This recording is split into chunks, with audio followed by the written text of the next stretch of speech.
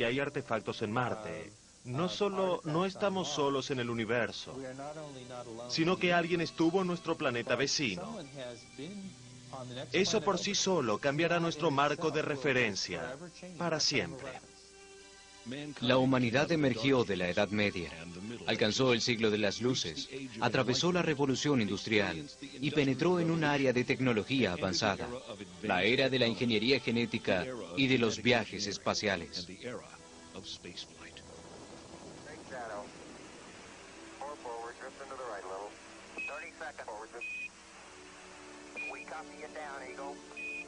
El águila ha aterrizado. Astronautas que aterrizan como águilas. La investigación de Zecharia Sitchin revela que en la antigüedad había seres avanzados a los que se los llamaba Anunnaki, que significa aquellos que desde el cielo vinieron a la Tierra.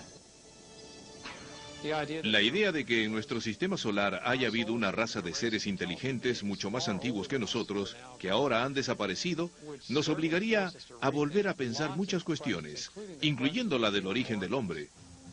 ¿De dónde provenimos? ¿Podríamos ser el producto de la ingeniería genética? La hipótesis de que la ciencia moderna está recién ahora alcanzando el nivel de conocimiento antiguo inspira a los científicos e investigadores a aumentar sus esfuerzos para redescubrir aquello que puede haberse perdido con el correr del tiempo. Reaviva una situación que había quedado latente durante casi 5.500 años. El episodio de la Torre de Babel. En la versión babilónica de la historia bíblica, el pueblo de Babilonia estaba erigiendo una torre cuya parte superior debía alcanzar el cielo, en donde un Shem, una nave espacial, sería instalada bajo la dirección de su Dios supremo. Pero a las otras deidades no les complajo esta incursión de la humanidad en la era espacial. La historia bíblica cuenta que Yahvé bajó a ver la ciudad y la torre que estaban construyendo los seres humanos y les dijo a sus colegas en el capítulo 11 del Génesis: si esta es la primera obra que realizan, nada de lo que se propongan hacer les resultará imposible. Bajemos entonces y una vez allí confundamos su lengua para que ya no se entiendan unos a otros. Gracias a la arqueología, los expertos saben que la primer gran civilización surgió hace casi 6.000 años. Más antigua que la de los griegos, más antigua que la de los mayas, más antigua que la de los incas. Este pueblo era de los súmeros, naturales de Sumeria, que se encontraba en la Mesopotamia, región comprendida entre los ríos Éufrates y Tigris, en el actual Irak. El libro del Génesis lo denomina la tierra de Sinar. Durante generaciones, los estudiosos de la Biblia pasaron por alto las referencias bíblicas a los reinos antiguos, o las categorizaron como leyendas o saberes populares. Mediante el estudio de reliquias e idiomas antiguos, los investigadores de la Biblia consideran que las referencias previamente cuestionadas del Antiguo Testamento son en realidad relatos históricamente auténticos de culturas avanzadas y prósperas. Al leer el documento del Génesis, se sabe que Dios moldeó a Adán con arcilla y que luego de una costilla de este creó a Eva. Si se estudia el tema más a fondo, se descubre que esta es una versión breve de un documento mucho más complicado que se halló en Babilonia, en Sumeria, etcétera, etcétera. Estos antiguos textos nos cuentan una historia realmente complicada sobre poderosos seres sobrehumanos que nos crearon con un propósito específico. Las investigaciones de Zecharia Sitchin sobre estas culturas lo han traído a este templo de 6.000 años de antigüedad en un área excavada de la antigua ciudad de Erech. Hasta su descubrimiento hace 150 años, Erech era conocida solo por medio de menciones en la Biblia. El templo está dedicado a una diosa llamada Inanna, también llamada en épocas posteriores Ishtar. Zecharia Sitchin. Aquí se puede ver su rostro un poco dañado. Su divinidad está marcada por el par de cuernos que posee. Tiene una vasija con el agua de la vida y está rodeada como decoración, aunque tal vez también simbólicamente, con un símbolo que algunos llaman caduceo o serpientes entrelazadas, que en esta época, hace 6.000 años, era el símbolo de la ciencia. Algunos lo consideran como el precursor de la cruz egipcia, que era el símbolo de la vida y de la creación.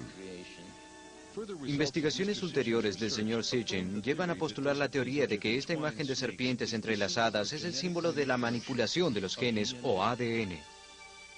Tallada en piedra hace más de 6.000 años, Ishtar es algunas veces representada volando por el cielo y abandonando la atmósfera hacia el espacio.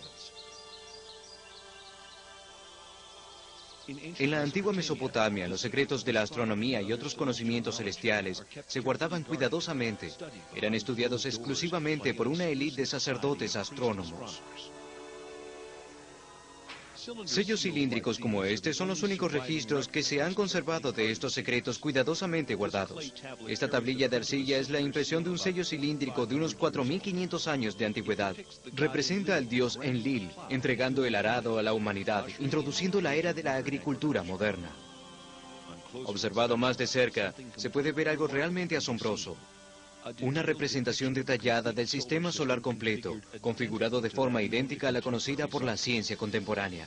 El Sol prominentemente en el centro, y todos los planetas aparecen en la posición y en la proporción correcta con los demás cuerpos celestes.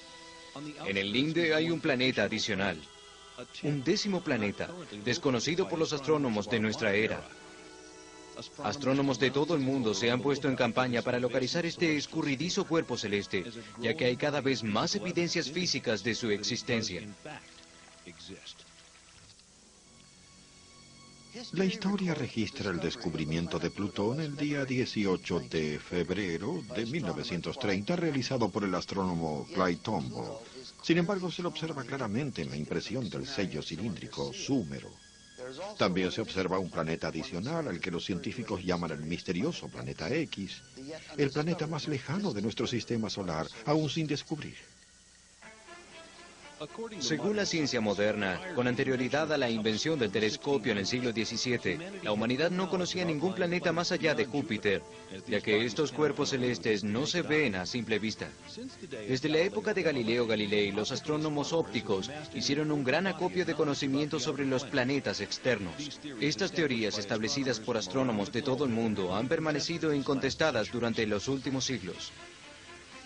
Con los avances tecnológicos actuales se han establecido nuevos puntos de observación, como el telescopio espacial Hubble de la NASA y las ondas espaciales enviadas en misiones de reconocimiento a los confines del sistema solar. Estos grandes avances en la exploración del espacio han revelado muchas imprecisiones en las conclusiones astronómicas anteriores.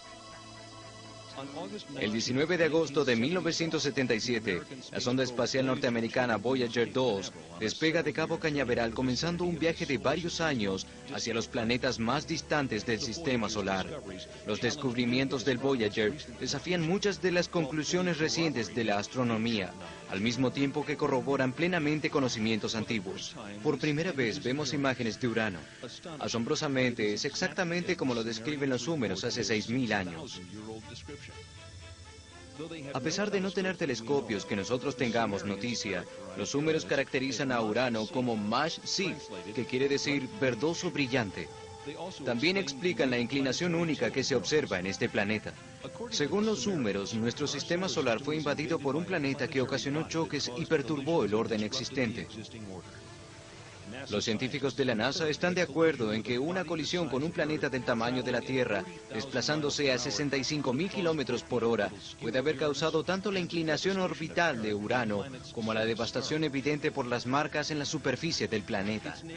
Su planeta vecino, Neptuno, fue descrito por los Súmeros hace milenios como verde azulado, y la ciencia lo acaba de confirmar en estas últimas décadas.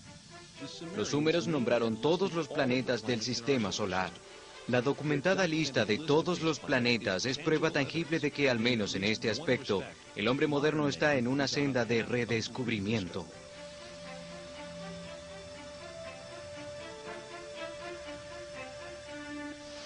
Incluso el conocimiento antiguo incluía los planetas Urano y Neptuno, supuestamente desconocidos hasta ser descubiertos en 1781 y 1846. Incluso Plutón, que no fue descubierto hasta 1930. Neptuno. Nudimu, el creador ingenioso. Urano, Anu, el de los cielos. Saturno, Anshar, el principal del cielo. Júpiter, Kishar, el principal de las tierras firmes. Zona de asteroides, Rakish, el brazalete repujado. Marte, Lamu, el dios de la guerra. Y Ki, la tierra, lo que los súmeros consideraban el séptimo planeta. ¿Por qué el séptimo planeta? ¿Por qué no el tercero, como se lo llama generalmente en la actualidad? Los registros súmeros indican que ellos contaban desde un planeta en las afueras del sistema solar y no desde el Sol como nosotros. Pero lo más sorprendente es la inclusión de un planeta más, el 12º miembro de nuestro sistema solar. Con el lanzamiento del Pioneer 10 en 1972, se inicia la era de la exploración profunda del espacio. La nave se interna más allá de los planetas conocidos, enviando datos que se utilizan para buscar un posible 10º planeta. Fue el 14 de agosto de 1978. Es decir, 6 semanas después de descubrir que Plutón tenía un satélite. Cuando un planeta tiene un satélite se puede averiguar su peso, con lo que descubrimos que Plutón era mucho más pequeño y liviano de lo que pensábamos. Esto significa que Plutón no tiene una influencia apreciable en los desplazamientos de los planetas Urano y Neptuno. En ese momento propusimos la hipótesis de que esto significa que existe al menos un planeta más en los confines del sistema solar que aún no se ha descubierto. En las últimas 2 décadas, los físicos se unieron a los astrónomos en la búsqueda del misterioso planeta X. Una de las cosas que hicimos en 1978, después de predecir que había un planeta adicional, el 10º o el 12º astro, depende del punto de vista, fue comenzar a buscarlo. Pudimos reducir el área de búsqueda. Nuestras predicciones estaban basadas en las anomalías observadas en Urano y en Neptuno. En este momento estamos buscando en el área del Centauro, que está al sur de la constelación de Libra. Si tiene la órbita que hemos descrito, tiene que ser un planeta de una masa entre 3 y 5 veces la de la Tierra. Esto lo colocaría en un estado intermedio entre los planetas gaseosos como Urano y Neptuno y los planetas terrestres que se encuentran en la parte interna del sistema solar. Pero si este planeta está en una órbita de 3.600 años, su masa sería considerablemente mayor. Este es un mapa del sistema solar como lo conocemos. Los planetas internos, esta es la órbita de Plutón, y esta que está aquí es la órbita que ha propuesto para el 10º planeta. Aquí es donde pensamos que se encuentra en este momento. Si el planeta X existe, no estamos solos en el sistema solar.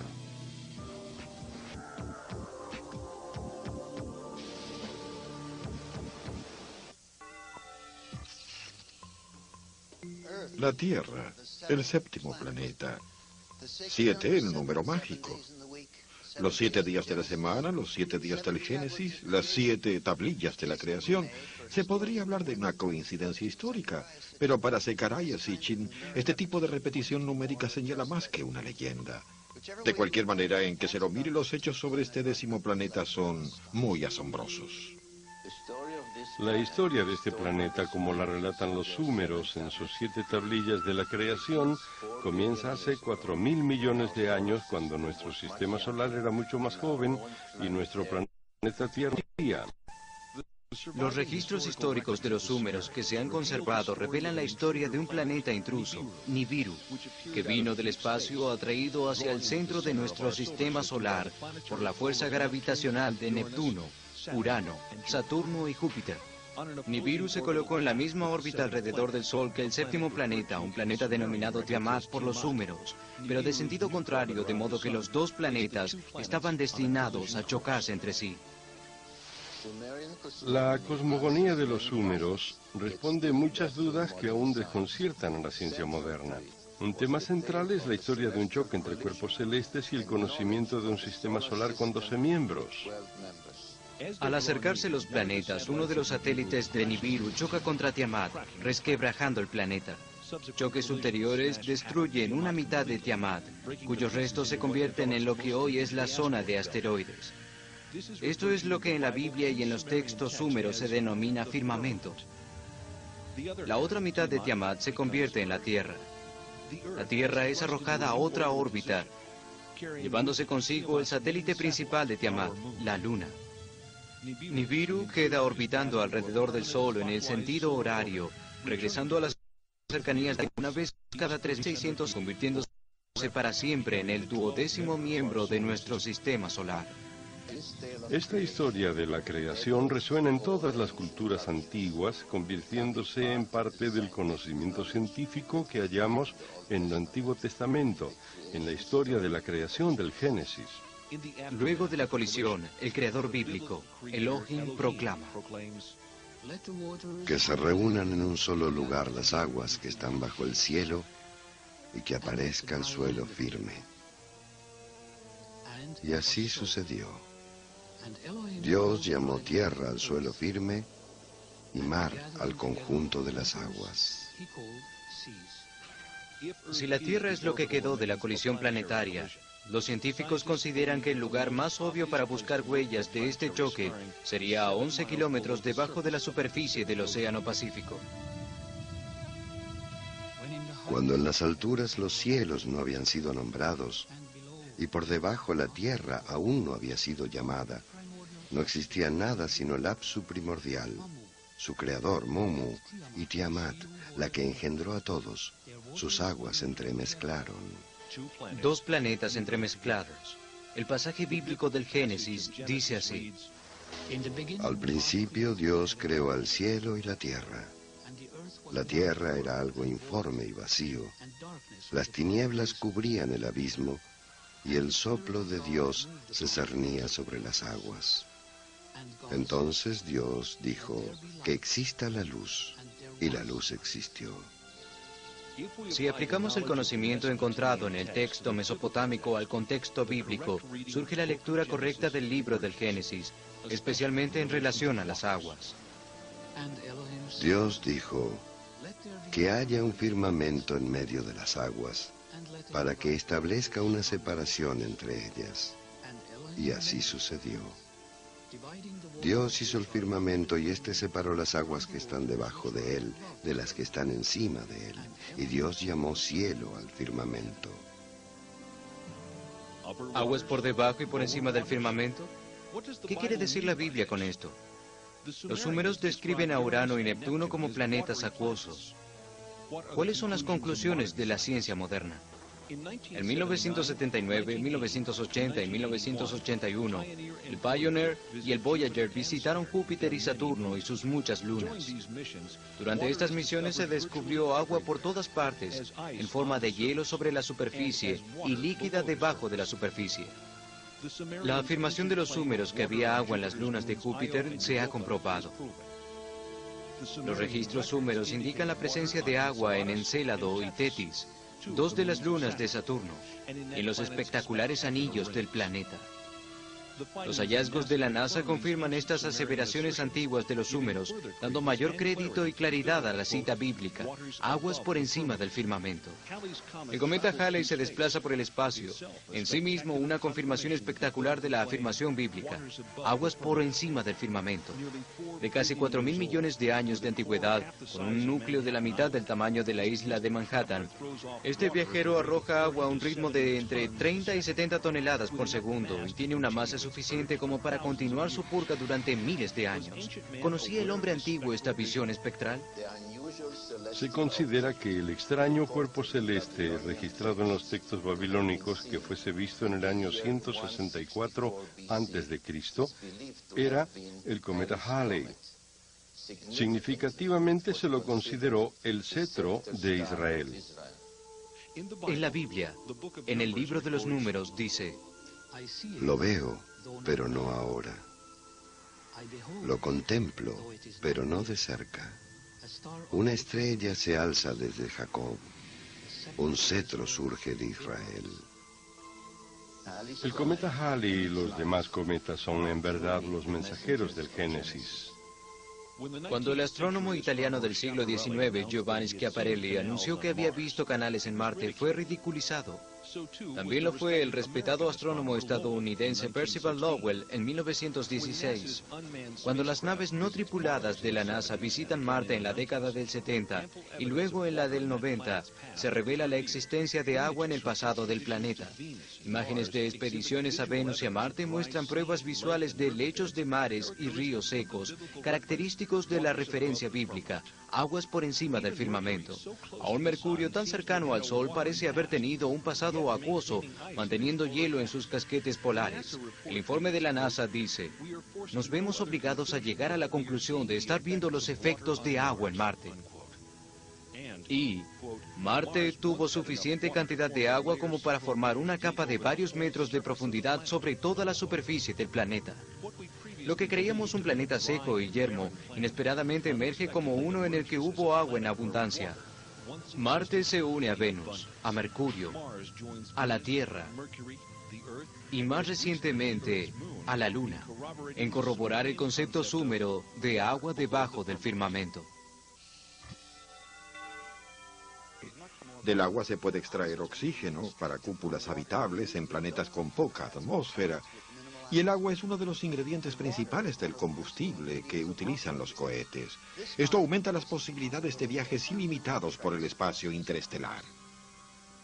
Nos han informado que el equipo del Viking no podrá determinar positivamente si hay o no vida en Marte. ¿Podría aclararnos este punto?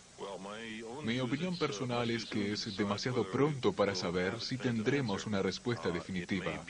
Puede ser que haya una biología exótica en Marte. Puede ser que haya una química exótica que sea parecida a algo biológico. Hay varios experimentos por hacer. Puede que decidan el tema y puede que no, pero el Viking ha sido un éxito biológico porque la explicación química significa que hay un tipo de reacciones químicas en la superficie de Marte que simula algunos de los pasos químicos en la biología. Aprenderemos algo importante sobre la vida. En octubre del 88, la Unión Soviética lanza dos naves espaciales no tripuladas, Phobos 1 y 2, llamadas así en honor a una de las lunas de Marte para estudiar el planeta rojo. Phobos 1 se pierde en camino a Marte, pero Phobos 2 llega y se pone en órbita alrededor de Marte y envía imágenes a la Tierra. El 1 de marzo del 89 se reciben imágenes de esta extraña cuadrícula. La cuadrícula que se ve en el ángulo superior derecho se la toma tanto en la gama óptica como en la infrarroja. Luego se las mezcla en esta imagen superpuesta. El 26 de marzo, Phobos 2 envía estas imágenes a la Tierra, tomadas al sur del Ecuador, en donde aparece una forma elíptica inexplicable. Esta sombra apareció de pronto. ¿Por qué digo que es una sombra? Porque se pueden ver cosas a través de ella. ¿Esta sombra elíptica está en la atmósfera o en la superficie de Marte? Una cosa es segura. Lo que la proyecta no está en posición horizontal. A mí me parece un cohete que despegó de Marte y esa es la cola. Pues si quieren fantasear se puede interpretar así. Pienso que deberíamos observar las circunstancias reales que la han producido, aunque no se hayan aclarado completamente aún. Es más posible que sea la sombra de un objeto, ya que se pueden ver elementos de la superficie a través de ella. ¿Cuánto se tardará en procesar la información para poder llegar a una conclusión científica en lugar de una fantástica? Regrese dentro de una semana. Una semana después no se da ningún detalle. Luego, inesperadamente, este informe. El año pasado los soviéticos lanzaron dos naves espaciales al planeta Marte, ambas nombradas en honor a la luna marciana Phobos. Su misión era fotografiar Marte y enviar sondas a sus lunas. Una de ellas fue desconectada accidentalmente por un operador, pero la segunda llegó a Marte y transmitió imágenes que aún desconciertan a los científicos soviéticos. Cuando pasó por el Ecuador, tomó fotografías desde una altura de 6.000 kilómetros. Esta es una fotografía infrarroja que muestra diferencias de temperatura. Las partes oscuras son más frías. Esta sección cubre 600 kilómetros. Muestra objetos de hasta 2 kilómetros de tamaño. Es la imagen infrarroja más detallada de la superficie del planeta. Se observan líneas muy delgadas sobre la superficie de Marte en la franja infrarroja, lo que indica que hay calor, es decir, no es visible como calor, pero se ven las diferencias de temperatura. Supongo que tendrán un ancho de 3 o 4 kilómetros. Si me pregunta qué son, pues no lo sé, y los rusos no lo dicen. Los científicos están desconcertados también con esta sombra en la superficie de Marte, tomada tanto por las cámaras ópticas como por las infrarrojas. Están convencidos de que es una sombra porque se puede ver la superficie a través de ella. ¿Pero una sombra de qué? Finalmente está el misterio de la nave desaparecida. Los rusos aún no han dado a conocer la última imagen transmitida por Phobos antes de perder contacto con el control desde Tierra, pero han dicho que muestra un objeto acercándose a la nave espacial, un objeto que en sus propias palabras no debería haber estado allí. La nave estaba volando alrededor de Marte, ubicándose en la misma órbita de las lunas de Marte. La última imagen a mitad de camino fue de algo que no debía estar allí. El profesor Kapitsa bromea diciendo que son los marcianos. Los científicos británicos emitirán un juicio cuando los soviéticos traigan las imágenes a la conferencia que se realizará en Exeter, porque debe haber una explicación sensata, ¿verdad? Los rusos no llevaron ninguna fotografía a la conferencia de Exeter. ¿Cómo explica el organismo espacial ruso la destrucción o desaparición de la nave? Se necesita un mínimo de criterio de precisión para obtener estas manchas en la imagen que a algunos les gustaría llamar ovni y que aparecieron dentro del campo visual de la gama infrarroja. Debo señalar que la versión del ovni no es nuestra. Al principio decíamos que no había ovni y que seguramente lo que vimos puede ser explicado en términos comprensibles, naturales y físicos. Una posibilidad es que se trate de un meteorito, de un trozo de roca que se encontraba en la misma órbita de Phobos y la chocó. En una entrevista que se realizó en octubre del 90 en Moscú, el profesor Lev Mulkin del Instituto de Investigaciones Espaciales soviético desacredita la teoría del meteorito. Se hizo la hipótesis de que había habido una colisión entre la sonda espacial, que estaba orbitando Marte alineada con la órbita de la Luna de Marte, con el polvo cósmico que rodea a Phobos. Pero gracias a una serie de cálculos bastante precisos realizados por varias organizaciones y también por nuestro instituto, se ha demostrado que esta suposición no tiene ninguna base de sustentación. Si no fue un meteorito, ¿qué puede explicar el contratiempo? Se produjo un largo silencio. Luego, en diciembre del 91, Marina Popovich, ex cosmonauta y coronel retirada de la Fuerza Aérea, realiza una conferencia de prensa sorpresiva en el consulado ruso de San Francisco. Allí muestra la misteriosa última fotografía tomada por Phobos. En primer plano se ve un objeto de forma extraña. La coronel Popovich se refiere a él como un objeto volador no identificado, un ovni. El objeto está yuxtapuesto con lo que parece ser la pequeña luna del planeta Phobos, que le dio el nombre a la nave espacial. Pero, ¿cómo se explica la misteriosa sombra? Los rusos dicen que es la sombra de un objeto que está sobre la superficie de Marte. Luego de investigaciones posteriores, en abril del 92, cuando se compararon las fotos, los científicos llegan a la conclusión de que la sombra se está desplazando. Si Marte fue realmente en la antigüedad el sitio de una base espacial, ¿es posible que el fracaso de las misiones espaciales rusas puedan ser atribuidas a una intervención extraterrestre? ¿Es posible que la antigua base espacial haya sido reactivada? Sigue siendo un misterio. ¿Qué hizo que se desestabilizara la nave espacial? ¿Fue un desperfecto o una causa externa? ¿Tal vez un impacto? La pregunta es sencilla. La nave espacial Phobos 2 chocó contra algo que hizo que dejara de funcionar. Las circunstancias en las cuales desapareció Phobos 2 sugieren que hay alguien en Marte. Alguien dispuesto a derribar lo que para ellos es una nave espacial extraña. A continuación,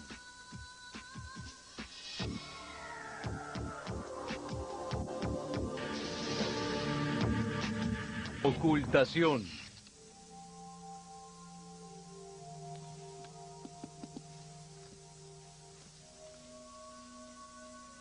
¿Phobos fue desactivada por seres inteligentes que querían protegerse de seres extraños? O tal vez haya otra explicación más convencional. Tal vez nunca lo sepamos. Pero considerar las posibilidades de que haya visitantes de otros mundos en el presente nos ayudará a acostumbrarnos a sus diferencias, si es que alguna vez vienen a la Tierra. La pregunta es, ¿cómo responderíamos nosotros como cultura a una prueba incontrovertible de existencia de una especie de seres que no solo nos preceden, sino que crearon a la humanidad? De todos los misterios sin resolver, el más grande es el de la vida misma. ¿Cómo comenzó? ¿En qué rincón del universo se originaron los primeros vestigios de vida? ¿Fue la semilla de la vida traída a la Tierra por el planeta Nibiru? Ha habido un grupo interesante de biólogos por un lado y de astrónomos por otro, investigando la cuestión de los orígenes de la vida. La pregunta de cómo se originó la vida en la Tierra se aplica también a Marte o a otro sistema solar. Y de la misma manera que no pueden explicar cómo se originó la vida en la Tierra, no saben cómo se puede haber originado en algún otro lugar. El pensamiento científico contemporáneo afirma que la vida llegó a la Tierra cuando ciertas sustancias químicas chocaron contra su superficie a bordo de un cometa perdido a comienzos de la historia de nuestro planeta. Lo que tratamos de encontrar en el meteorito es la existencia de algunas de estas moléculas relacionadas con la vida. Hay ciertas moléculas como los aminoácidos que pueden ser descritas como los ladrillos de la vida. Otra teoría científica, la de la panspermia dirigida, dice que la vida en la Tierra fue originada por una raza de seres del espacio, no por accidente, sino como una actividad deliberada de una sociedad extraterrestre. La Biblia dice que la creación de la humanidad viene después de una larga lista. Llenen las aguas de los mares y que las aves se multipliquen sobre la tierra. Que la tierra produzca ganado, reptiles y animales salvajes de toda especie. Y fue entonces cuando Dios creó al hombre. En las últimas páginas de la historia de la creación, los súmeros dicen que fueron los Anunnaki los creadores de la humanidad, nuestros propios dadores de vida. Según el texto súmero, los Anunnaki, antes de aterrizar hace 445.000 años, enviaron androides a explorar la Tierra. 150.000 años después, los Anunnaki vinieron en persona y crearon la humanidad. ¿Cómo fue creado Adán? Según los súmeros, mediante ingeniería genética, fertilización in vitro en un tubo de vidrio, como está representado en esta tablilla hecha con un sello cilíndrico. Adán fue el primer bebé de probeta.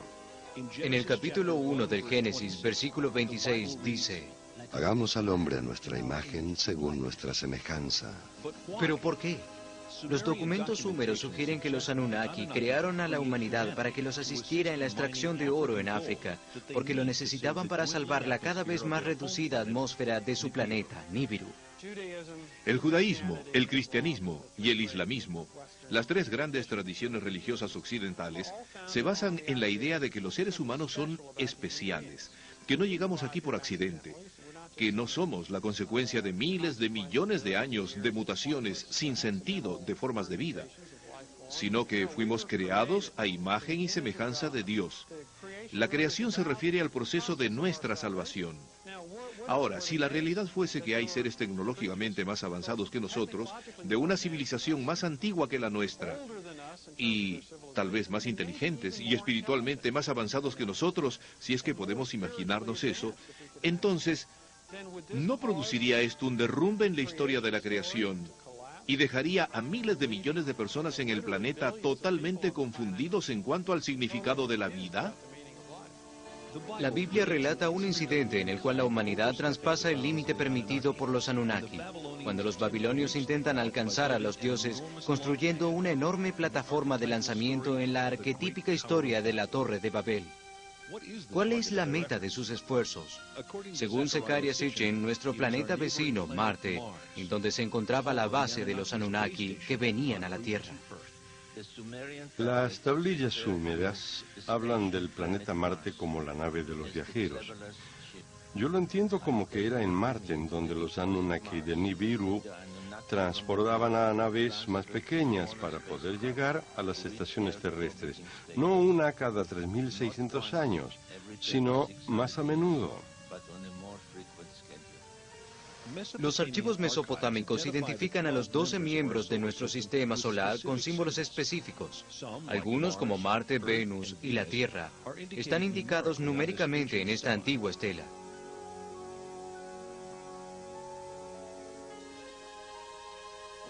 Vemos al Sol con sus rayos. Vemos a otros 4 representados de pie sobre sus animales rituales, pero en realidad es un simbolismo conectado con el zodíaco. Y vemos la Luna y la Tierra, simbolizada por los 7 puntos que indican la posición de la Tierra desde el límite externo del sistema solar, viniendo desde el espacio.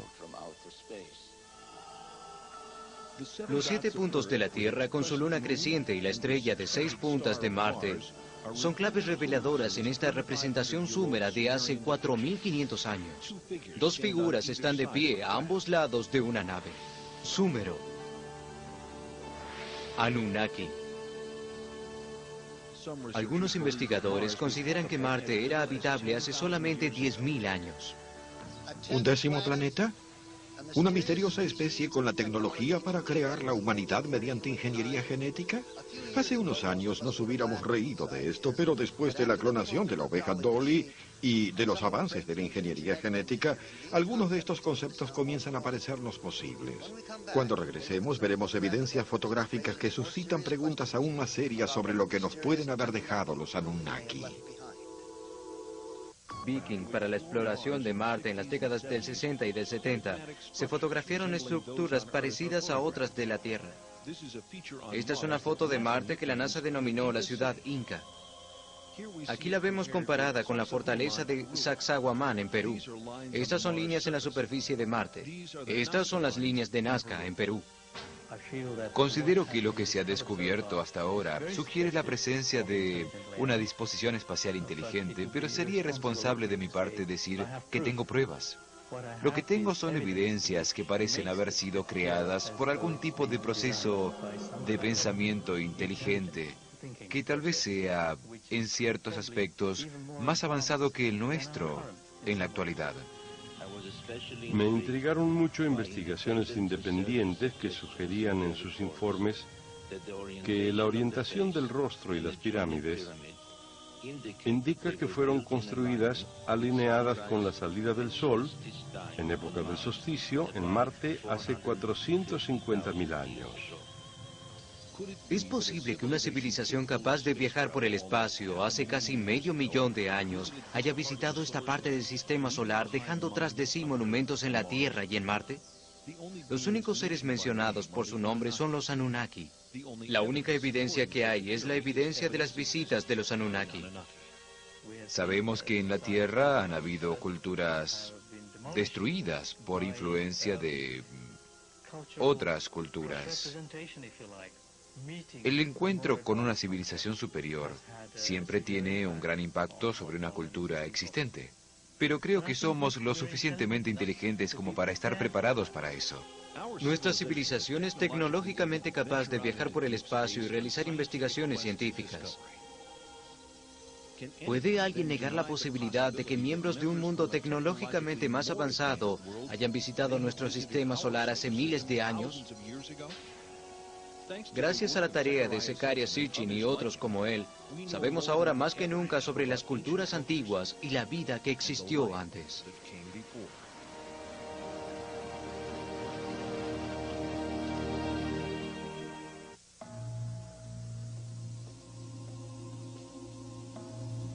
¿Se trata de una nueva visita al Génesis? Los súmeros en sus antiguas tablillas revelan que recién ahora estamos alcanzando el nivel de conocimiento antiguo. ¿Los descubrimientos que hoy hacen furor se originaron con nuestros antecesores?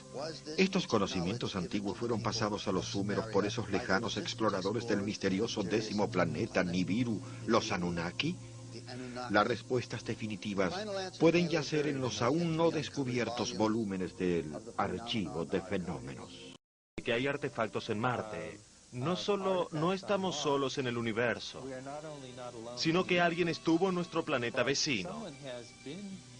Eso por sí solo cambiará nuestro marco de referencia para siempre. La humanidad emergió de la Edad Media, alcanzó el siglo de las luces, atravesó la revolución industrial y penetró en un área de tecnología avanzada, la era de la ingeniería genética y de los viajes espaciales.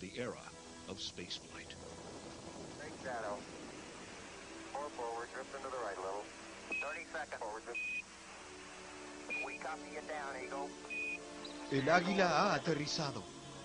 Astronautas que aterrizan como águilas.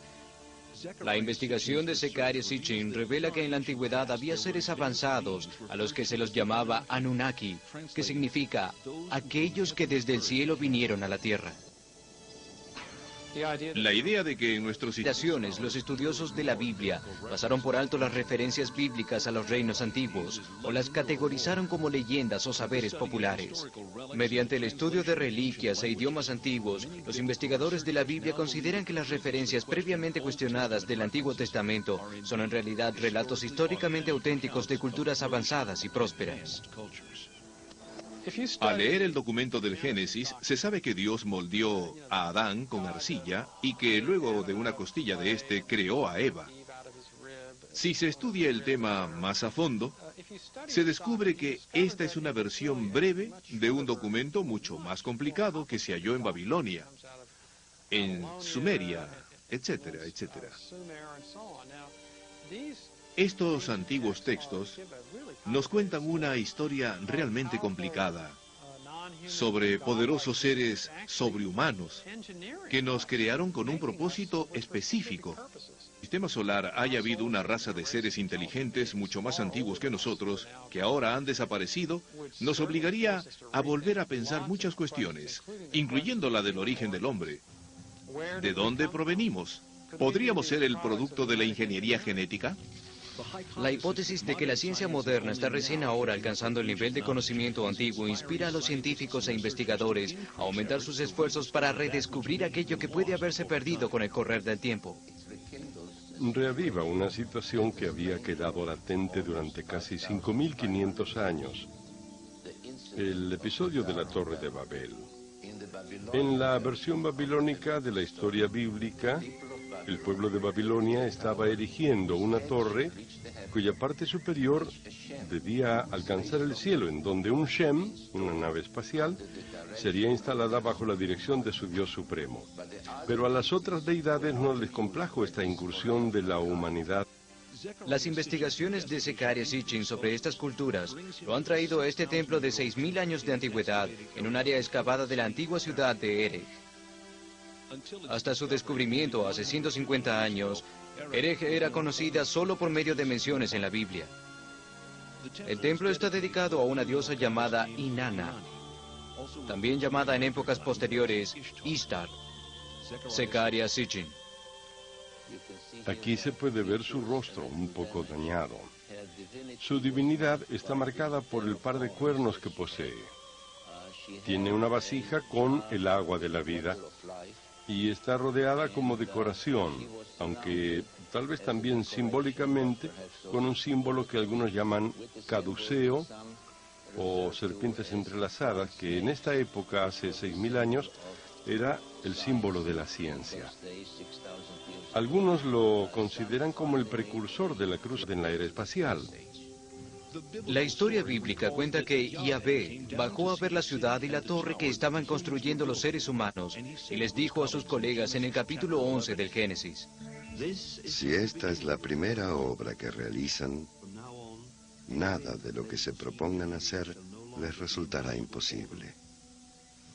Bajemos entonces y una vez allí confundamos su lengua para que ya no se entiendan unos a otros. Gracias a la arqueología, los expertos saben que la primer gran civilización surgió hace casi 6.000 años. Más antigua que la de los griegos, más antigua que la de los mayas, más antigua que la de los incas. Este pueblo era de los súmeros, naturales de Sumeria, que se encontraba en la Mesopotamia, región comprendida entre los ríos Éufrates y Tigris, en el actual Irak. El libro del Génesis lo denomina la tierra de Sinar. Durante